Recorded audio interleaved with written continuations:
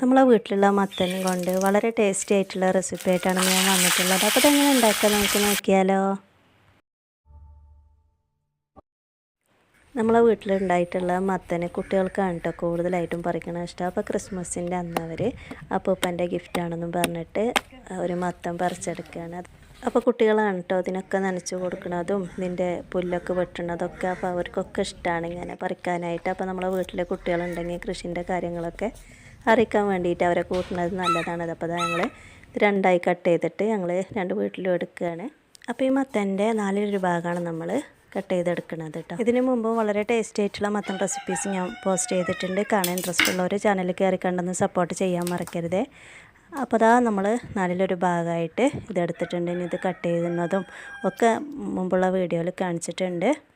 മത്തൻ കട്ട് ചെയ്ത് ക്ലീൻ ആക്കിയിട്ടുണ്ട്. അതുപോലെ തന്നെ 5 ടേബിൾ സ്പൂണോളം പരിപ്പ് ഇതുപോലെ വെള്ളത്തിലിട്ട് കുതിർത്ത് എടുത്തിട്ടുണ്ട്. അതുപോലെ തന്നെ ഒരു പച്ചമുളക് എടുത്തിട്ടുണ്ട്. അപ്പോൾ ഇനി നമ്മളൊരു കുക്കറിലേക്ക് ഈ മത്തൻ കട്ട് ചെയ്തത് അതുപോലെ തന്നെ പരിപ്പ് കുതിർത്തെടുത്തതും പച്ചമുളകും കൂടെ കട്ട് ചെയ്തിട്ട് ഇതുപോലെ ഇട്ട് കൊടുക്കുകയാണ്. അതിനുശേഷം 1/4 ടീസ്പൂണോളം മഞ്ഞൾപ്പൊടി, 1/2 ടീസ്പൂണോളം മുളക് പൊടി, ഈ കഷ്ണത്തിൻ്റെ കൂടെ നിൽക്കുന്ന രീതിയിൽ കുറച്ച് വെള്ളം ഒഴിച്ച് കൊടുത്തിട്ട് നമ്മളെല്ലാം കൂടെ ഒന്ന് മിക്സ് ചെയ്തിട്ട് ഒരു വിസിലിന് വേവിച്ചെടുക്കണം. അപ്പോൾ അതൊക്കെ കണ്ടോ നല്ല പോലെ ഒരു വിസിലിന് തന്നെ വെന്ത് കിട്ടിയിട്ടുണ്ട്. ഇനി ഇതിലേക്ക് നമുക്ക് വേണ്ടത് 5 ടേബിൾ സ്പൂണോളം തേങ്ങയാണ്. അതിൽ നിന്ന് നമ്മൾ 1.5 ടേബിൾ സ്പൂണോളം ഒന്ന് മാറ്റി വെക്കുന്നുണ്ട്. അതിനുശേഷം ബാക്കിയുള്ളത് മിക്സിൻ്റെ ജാറിലേക്ക് ഇട്ടിട്ട് 1/2 ടീസ്പൂണോളം ചെറിയ ജീരകം പാകത്തിന് വെള്ളം ഒഴിച്ചിട്ട് ഇതുപോലെ നല്ല പോലെ ഒന്ന് അരച്ചെടുക്കുന്നുണ്ട്. 1.5 ടേബിൾ സ്പൂണോളം തേങ്ങ നമ്മൾ മാറ്റി വെച്ചത് വറവിടുന്ന സമയത്ത് അതിലേക്കൊന്ന് മിക്സ് ചെയ്യാൻ വേണ്ടിയിട്ടാണ്. ഇനി വേവിച്ച് വെച്ച മത്തനും പരിപ്പും കൂടെ ഗ്യാസിൽ വെച്ചൊന്ന് ചൂടായതിന് ശേഷം നമ്മൾ അരച്ച് വെച്ച തേങ്ങ അതുപോലെ തന്നെ അതിൻ്റെ ജാറിലേക്ക് കുറച്ച് വെള്ളം ഒഴിച്ചിട്ട് അതും കൂടി ഇതിലേക്ക് ഒഴിച്ച് കൊടുത്തിട്ട് നല്ലപോലെ ഒന്ന് മിക്സാക്കി എടുക്കണം. അതിനുശേഷം ഒന്ന് തിളപ്പിച്ചെടുക്കുകയാണ് കേട്ടോ. അതിനുശേഷം ഇതിലേക്ക് 1/2 ടീസ്പൂണോളം ഉപ്പും കൂടെ ചേർത്ത് കൊടുക്കണം കേട്ടോ. ഉപ്പ് നമ്മളെ പാകത്തിനനുസരിച്ച് ചേർത്ത് കൊടുക്കണം.